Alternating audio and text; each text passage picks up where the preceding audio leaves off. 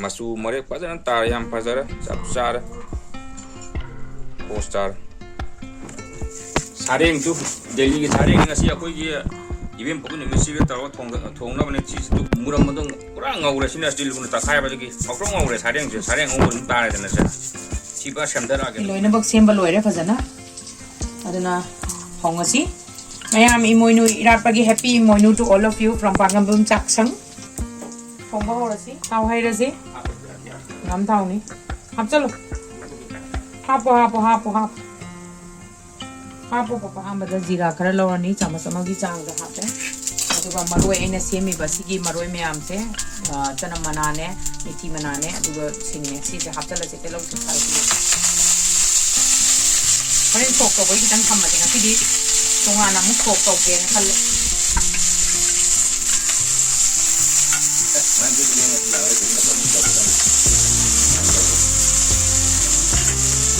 tanam zikra hapasi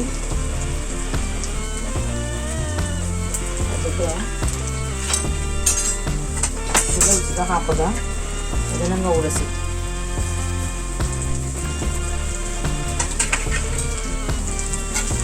Ayam na dum telok janam epoi to gusto dum yaya koi dum hape dum. Dumaro itu mulai tu ngasagi makok kaki ngasim kanda makok kaki si jahan ngau rasi. Yam ngasi kalau tahu itu nama makok kaki koi di tangkai tu semain kai, jadi semain tu semain sem. ngase akoi yang pen chao le kan ma thang do ko sori ma tam do yang wa na che ma ne ne ngase pha da ki ki do nga tang koppa ga ngobi ma tung da tu chi ki na khara o sale ha ba ma tum do minute manga mung le ra kan da remaining akoi gi sareng ke club se hapta la si ko aduga adana ngoga dam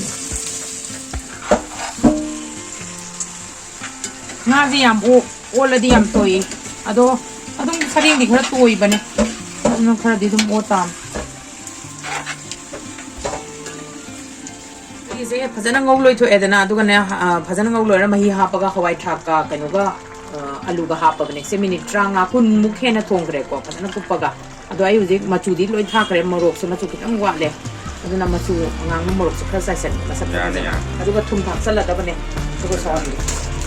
masu je koi mai tai gi masu do de pa da lai ni na koi na sai patient lai da wen sai di ticket lai je tumam chala si haro tumam chala si sang ni matung ina apra sok to radam ne mu jang ot si ko sakse to ai to ge ai khang jam nan pi khang si jo koi na to na lai ni na khang man thang ma do kan to gi na ngai to na kan to le nga ta thong bagi lai sina lai gi oi bagi ngai to ge na si gi khang ma cha si da ta ma au le lo da so da kat pa da chen chen kat la loi au gi hau do gi ma li so na dum si ina thai ba masala se kem na te da padigo maru ne adai gul mohor ne adu ga jira dam na ina su jara ga to ro ne adu dam to re adu ai sok to ra si ko ai gi se last stage ke o ge usle se bata lo ra si ai nga sai ches bata ngau da bani sok to dam ngau ra gi adu ga ai nga sai gi maru ai na hai ba tanam mana ne miti mana ne du tanam gi da ngau ra adu ga nga sai gi padigo ai na koi ja gi ba maru marang ke si hapa ga loi sau ti am hap te nga sai khra dum sau yang gi boi ni adu ga phajana si te mulla kan da dum hapan mulla ga so da dam ya le si se ya koi sok tok la si ko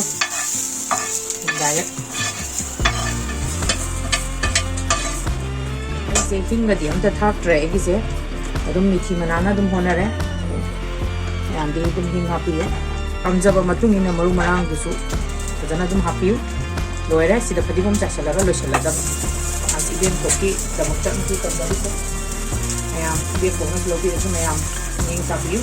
ai gi video se pambi di like subscribe amasum comment so idum ki to chala se mayam ai gi je padigom je cha shala ge si iron kas ni ne dum maning je sa da na dum lai gi ni ba khanam kang than ra ni ba loire thank you for watching abai thaman da nga ga se tik ponti sareng thong ai bon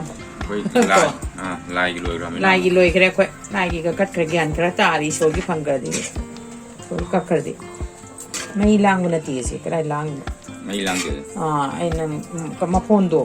ꯌꯥꯝꯅ ꯀꯩꯅꯣ ꯇꯧꯗꯕ ꯊꯣꯛꯍꯟꯗꯕ ꯌꯥꯝ ꯈꯥꯕꯩ ꯊꯥꯗꯕ ꯍꯥꯏꯇꯥꯔꯦ ꯃꯌꯥꯝ ꯍꯧꯔꯒꯦ ꯁꯥꯔꯦꯡ ꯊꯣꯡꯕꯁꯦ ꯍꯥꯎꯔꯅꯤ ꯃꯆꯨ ꯃꯔꯦꯛ ꯐꯖꯅ ꯆꯞ ꯆꯥꯅ ꯇꯥꯔꯦ ꯍꯥꯎꯔꯅꯤ ꯑꯁ ꯋꯥ